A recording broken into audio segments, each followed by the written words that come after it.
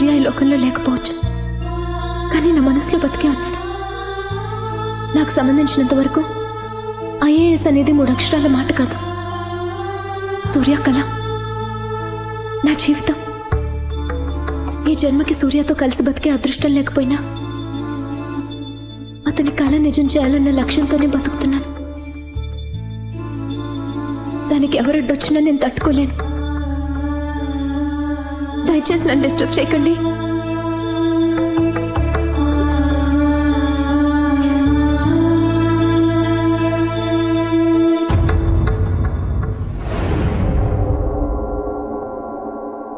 ఖాళీని వేసేయడానికి కరెక్ట్ అయిన మనిషిని తీసుకొచ్చాను. ఎవడు వాడు? ఏరా వెటకారంగా ఉందా? కండలు తిరిగిన రాయలసీమ రవే హాస్పిటల్ నుంచి డిశ్చార్జ్ కావడానికి 4 రోజులు పడుతుందన్నారు. అస్థి పంజరానికి బట్టలు వేసినట్టున్నాడు వీడు. బయటికి తీసుకెళ్ళండి రా, గాలికి వాడే ఎగిరిపోతాడు.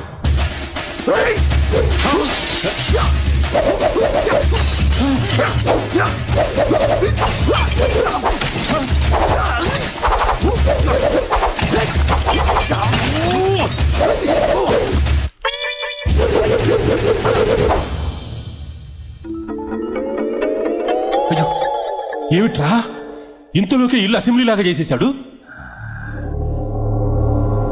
ఖాళీని కొట్టడానికి వీడే కరెక్ట్ అయిన మనిషి. ఒక్క నిమిషం, ఎప్పుడు మీరు నా టాలెంట్ ని అవమానించారో అప్పుడే మీ డీల్ ని క్యాన్సిల్ చేసేశాను. మరి ఎందుకురా బంగారు సామాన్ అంతా బద్ద కొట్టేశావు? రోగి రోగాన్ని దాచుకోకూడదు, వీరుడు విద్యను దాచుకోకూడదు. వస్తా.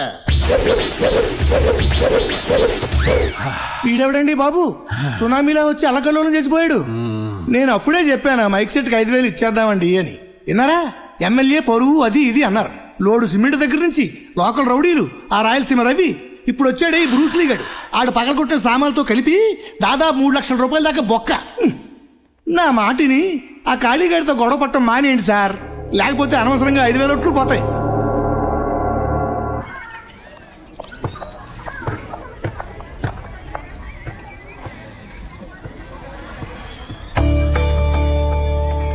ఇక్కడ ఎవరైనా ఉన్నారా? ఏమోనమ్మా, అతనే వేశాడు కర్చీఫ్.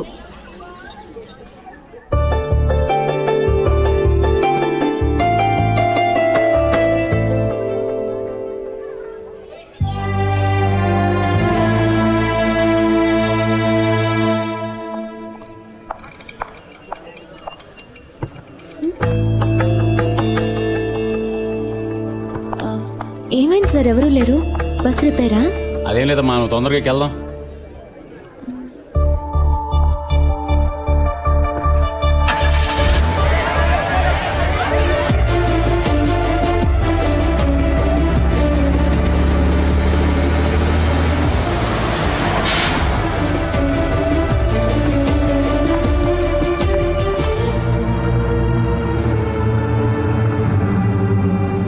ఏంటి ఖాళీ ఇది? అమ్మాయి కథంతా చెప్పే కూడా అమ్మాయిని ప్రేమిస్తున్నావా? అదేం కాదు బాబాయ్, ఎప్పుడైతే ఆ అమ్మాయి మనసులో మాట చెప్పిందో నా ప్రేమ తీసి పక్కన పెట్టా. ఆ అమ్మాయి ఏదేదో ఐఏఎస్ఆ ఐకేఎస్ ఏదో చదవాలంటుంది కదా, దానికి హెల్ప్ చేస్తున్నా, అది అర్థం చేసుకోవట్లేదు. హెల్ప్ అంటే ఖర్చీఫ్ లేయడం, బస్సులు ఖాళీ చేయించేయడం కాదు. మరి హెల్ప్ అంటే నీకు కావాల్సింది చేయటం కాదు, ఆ అమ్మాయికి నచ్చే చేయాలి మనం. మరేం చేయాలో చెప్పు. ఏమయ్యా మీకు వెటకారంగా ఉందా? ఐఏఎస్ అంటే అంత అలసిపోయిందా? అయ్యయ్యో తప్పుగా అనుకోకండి, మేం చదవటం గురించి కాదు, మా ఏరియాలో ఒక అమ్మాయి చదువుతుంది అందుకని. అవును సార్. ఐఏఎస్ చదివే నాలెడ్జ్ ఉందా అమ్మాయికి? అది అదేంటి సార్ అలా అంటారు? ఆ అమ్మాయి వాయిస్ సూపర్ సార్, పాటలు అద్భుతంగా పాడుతుంది. ఏంటి పాటలు పాడుతుందా? అవును సార్, మన మా ఏరియాలో ఆర్కెస్ట్రా ప్రోగ్రామ్ పెడితే ఆ ఏరియా మొత్తం ఎరగదీసింది సార్. సినిమాలో కోరస్ కూడా పాడుతుంది సార్. చెప్పా. అవును సార్ పాడుతుంది. ఏంటి కోరస్ పాడుతూ చదువుకుంటుందా? ఐఏఎస్ అంటే అంత ఈజీ కదమ్మా, చాలా ఎక్కువసేపు చదవాలి. ముందు పాటలు పాడడం మానేసి కాన్సన్ట్రేట్ గా చదవమని చెప్పు. అవును సార్, కొత్త అమ్మాయి పాడబోతుంది. డైరెక్టర్ గారు, మ్యూజిక్ డైరెక్టర్ గారు ఓకే అన్నారు సార్. ఒక్క నిమిషం సార్. అమ్మా జ్యోతి సార్, కోరస్ పాడే అమ్మాయిని తీసి పారేకండి, చాలా మంచి వాయిస్. ఖచ్చితంగా జానకి చిత్ర లెవెల్లో స్కోర్ చేస్తుంది. సాంగ్ డెఫినెట్ గా ఇట్టి సార్. ఉంటా సార్, నేనే నీకు ఫోన్ చేద్దాం అనుకుంటున్నానమ్మా. సారీ అమ్మా, ఇక నుంచి రికార్డింగ్ రావద్దు. మ్యూజిక్ డైరెక్టర్ గారు చెప్పారు, ఆయన రికార్డింగ్స్ లో ఇక నీకు పని లేదని. సార్ నేనేం తప్పు చేశాను? తప్పు నీది కదమ్మా, నువ్వు ఉన్న ఏరియా అది. మన మ్యూజిక్ డైరెక్టర్ కి రాగాలు తెలుసు కానీ రౌడీజం తెలియదు. నీతో పాడిస్తే హార్మోనియం వాయించడానికి వీళ్లు కూడా ఉండవని వార్నింగ్ ఇచ్చి వెళ్లారు, అందుకే వద్దన్నారు.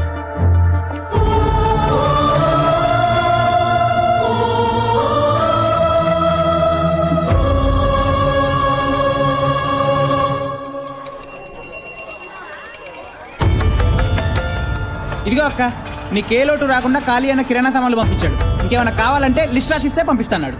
అతనికి ఏమైనా పిచ్చా? ఎందుకు ఇవన్నీ చేసి నన్ను డిస్టర్బ్ చేస్తున్నాడు? నా ఇంటికి ఏమైనా బోర్డు పెట్టానా నాకు సాయం చేయమని? ఉన్న ఉద్యోగం పోగొట్టి కిరాణా సామాన్ పంపిస్తే ప్రేమించేస్తాననుకున్నారా? ఇంకోసారి నా ఇంటి వైపు వస్తే నేనేం చేస్తానో నాకే తెలియదు. వెళ్ళి ఖాళీతో చెప్పు.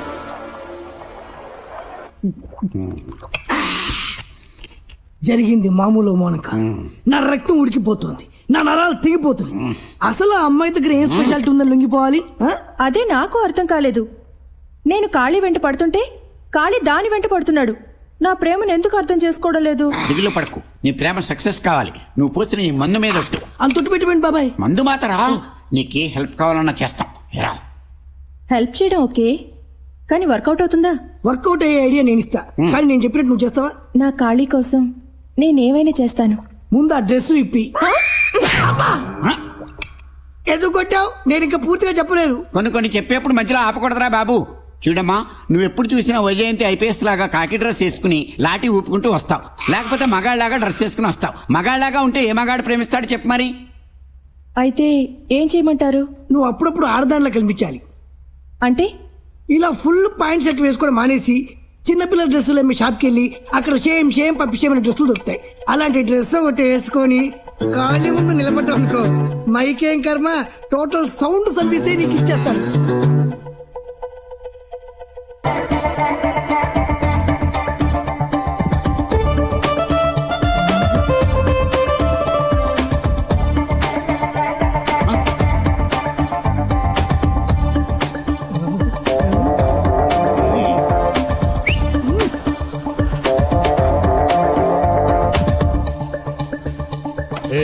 ఏంటి డ్రెస్? ఇలా వేసుకుంటే నీకు నచ్చుతుందని. ఇలాంటి డ్రెస్ వేసుకుంటే నాకు నచ్చుద్దని ఏ అదో చెప్పాడు నీకు? ఆ ఏదో సంగతి వదిలే, కానీ ఇప్పుడైనా ఐ లవ్ యూ చెప్తావా? ఏంటి లవ్వా? నిన్ను లవ్ చేయాలనుకుంటే ఈ పాటికి ఎప్పుడు ఐ లవ్ చెప్పేవాడిని. ప్రేమ అనేది మనసులోంచి పుట్టాలి కానీ ఇలా ఒంటి అందాలను చూసి కాదు. ఇలాంటి పిచ్చి పిచ్చి డ్రెస్లు వదిలేసి పోయిన యూనిఫామ్ వేసుకోపో.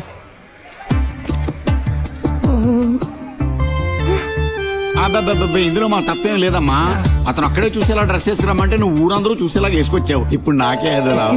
నోర్మై, లవ్ అంటే ఏంటో తెలియని మిమ్మల్ని ఐడియా అడగడం నాది బుద్ధి తక్కువ. అదే తప్పు మాది కదమ్మా. ఆడని తప్పుడు సలహాలు ఇస్తాడు. ఇంకొకసారి కూర్చున్నానుకో సూపర్ ఐడియా ఇస్తాడు. ఓకే, ఏం అవసరం లేదు. నాకు యూనిఫామ్ కరెక్ట్ అని ఖాళీ చెప్పాడు. అతన్ని ఎలా కరెక్ట్ చేసుకోవాలో నాకు తెలుసు. బాబాయ్, మన లిక్కర్ ఫ్యాక్టరీ బంద్ అయిపోయినట్టేనా? పిల్లాడు ఆరోగ్యం బానే ఉందిగా? మీ దయవల్ల బానే ఉందమ్మా. ఇదిగోనమ్మా నీ గొలుసు. పిల్లాన్ని జాగ్రత్తగా చూసుకో. అలాగేనండి. ఏమా వడ్డీ వ్యాపారం ఎప్పుడు మొదలు పెట్టావు? అదేం కాదురా, వాళ్ళ అబ్బాయికి ఒంట్లో బాగోలేదని పాప అర్జెంటుగా డబ్బులు కావాల్సి వచ్చి మార్వాడి దగ్గర గొలుసు తాకట్టు పెట్టడానికి వెళ్తుంటే జాలేసింది. వడ్డీ డబ్బులు ఎందుకు దండగని నా దగ్గర ఉంటే ఆ డబ్బులు నేనే ఇచ్చానురా. వద్దంటున్నా బలవంతంగా గొలుసు నా చేతిలో పెట్టి వెళ్ళిపోయింది. వాడేదో ఊరు కాని ఊరు వచ్చి వడ్డీ వ్యాపారం చేసుకుంటుంటే నువ్వేంటి వాడి పట్టుకొడుతున్నావు? వాడేం అమాయకుడు కాదులే. ఉన్న ఉద్యోగం పోయి పాప ఆ జ్యోతి ఏవో ఖర్చులకని వాడి దగ్గర గొలుసు తాకట్టు పెట్టడానికి వెళ్తే రూపాయికి 10 రూపాయలు వడ్డీ వసూలు చేసేట. వాడేం బాగుపడతాడు? వాడి చేతులు పడిపోను.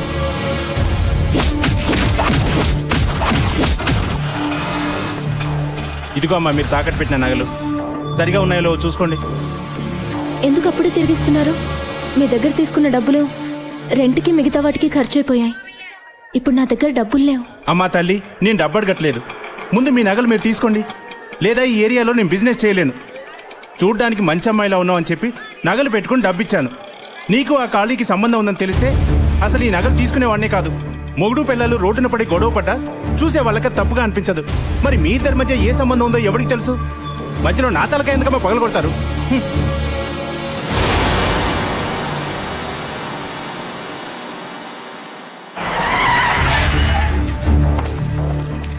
ఖాళీ, నేను ఇన్స్పెక్టర్ గారు తీసుకురమ్మన్నారు. ఎందుకు? నీ మీద కంప్లైంట్ ఇచ్చారు. నా మీద కంప్లైంట్ ఇచ్చే ధైర్యం వరకు ఉంది ఇక్కడ? ఎవరో జ్యోతట ఆ అమ్మాయి కంప్లైంట్ చేసింది.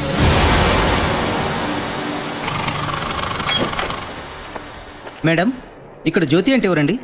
నేనే. నేను ఎల్ఐసి ఆఫీస్ నుంచి వస్తున్నా అండి. చనిపోయిన సూర్య గారు ఇన్సూరెన్స్ చేశారు. నామిని మీ పేరు ఇచ్చారు.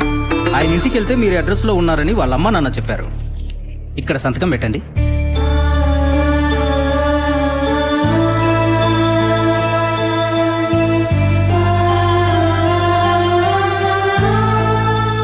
వస్తానండి.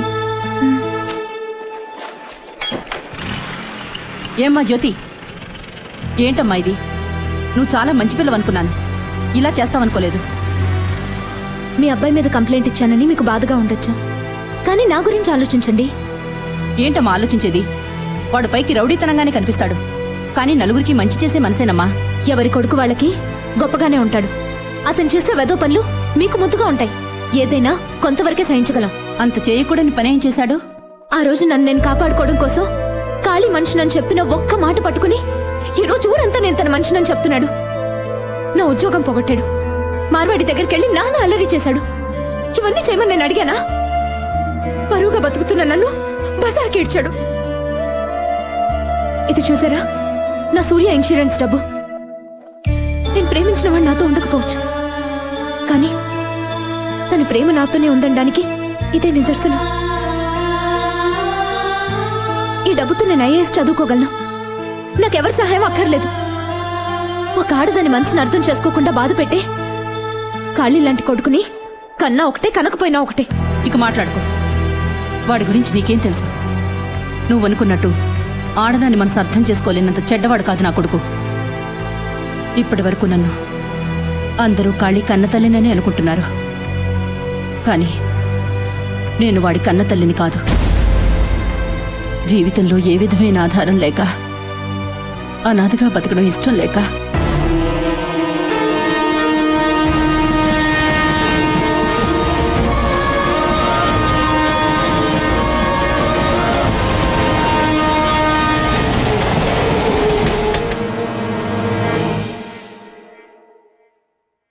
ఈ వయసులో ఆత్మహత్య చేసుకోవాల్సినంత సమస్య మీకేమొచ్చింది? నా కన్న బిడ్డలకి నేను సమస్య అయ్యాను బాబు. నాకు 3 కొడుకులు. వాళ్ళ చిన్నప్పుడే వాళ్ళ నాన్న చనిపోయారు. ఆ తర్వాత వాళ్ళని పెంచడానికి నేను చాలా కష్టాలు పడ్డాను. ఇప్పుడు వాళ్ళు బాగా చదివి పెద్ద ఉద్యోగాలు చేస్తూ భార్య బిడ్డలతో హాయిగా ఉన్నారు. కానీ కన్న తల్లి తిందా లేదా అన్న ఆలోచనే వాళ్ళకి లేకుండా పోయింది బాబు. బతికుండగానే కన్న తల్లికి ఇంత ముద్దు పెట్టలేని వాళ్ళు నేను చచ్చిన తర్వాత మున్సిపాలిటీ వాళ్ళకి ఫోన్ చేసి నన్ను అనాథ శవల్లా బయటికి ఈడ్పించేస్తారని భయపడ్డాను. తెలిసిన వాళ్ల మధ్యలో ఒక అనాథ శవల్లా వెళ్లిపోయే బదులు ఎవ్వరికీ తెలియకుండా ఇలా గుట్టుగా చచ్చిపోవాలని నిర్ణయించుకున్నాను. ఎందుకయ్యా నన్ను కాపాడావు? కన్న బిడ్డలు మిమ్మల్ని చూడలేదని మీరు బాధపడుతున్నారు, నన్ను కన్న వాళ్ళని నేను చూడలేదని నేను బాధపడుతున్నాను. మీరు నాకు అమ్మగా ఉండొచ్చుగా. పిల్లల్ని దత్తత తీసుకునే తల్లులుంటారు, కానీ తల్లుల్ని దత్తత తీసుకునే కొడుకులు ఎక్కడా ఉండరు. ఈ అమ్మను దత్తత తీసుకున్న కొడుకమ్మా కాళీ. అలాంటి బిడ్డ గురించి తప్పుగా మాట్లాడుకో, తప్పుగా అర్థం చేసుకోకు.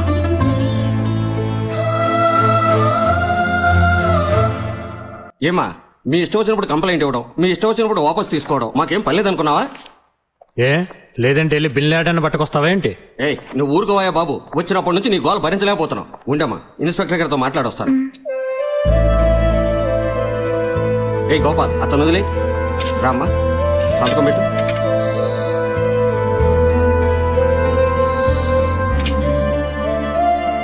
మీ అమ్మగారు చెప్పారు, అందుకే కంప్లైంట్ విత్డ్రా చేసుకున్నాను. నువ్వు కేసు వాపస్ తీసుకున్నా తీసుకోపోయినా నేను పెట్టే టార్చర్ దెబ్బకోలు తట్టుకోలేక సాయంత్రానికి వాళ్ళే నన్ను పోరా బాబు అంటారు. నువ్వు అనవసరంగా ఎక్కడి నుంచో టైం వేస్ట్ చేసుకోకుండా వెళ్ళి చదువుకోపో. హెడ్ వస్తా. మళ్ళీ రావద్దయ్యా బాబు, నువ్వు వస్తే మేము తట్టుకోలేము. అమ్మా, మీరు ఒకసారి సార్ని కలిసి ఓ మాట చెప్పాలండి.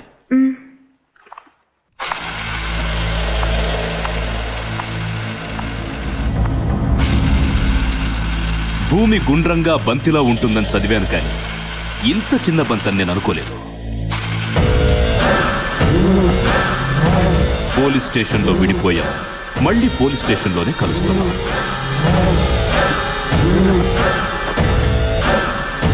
ఒక నెల 2 నెలలు కాదు, 6 నెలలు సస్పెండ్ అయ్యాను. నాకు సెల్యూట్ చేసే వాళ్ళందరికీ ఇప్పుడు నేను సెల్యూట్ చేస్తున్నాను. సెల్యూట్ చేసిన ప్రతిసారి ఎవరు గుర్తుకొస్తారో తెలుసా? నువ్వు. తప్పు చేయకుండా శిక్ష అనుభవించాను. అనుభవించిన శిక్షకి తప్పు చేయాలి కదా, అప్పుడు తప్పించుకున్నావు. ఇప్పుడు నీ వల్ల కాదు. భయపడుతున్నావా? నువ్వు ఒప్పుకోకుండా నేను నిన్ను ముట్టుకోను, కానీ నువ్వు ఒప్పుకునేంత వరకు నిన్ను వదలను. వెళ్ళు.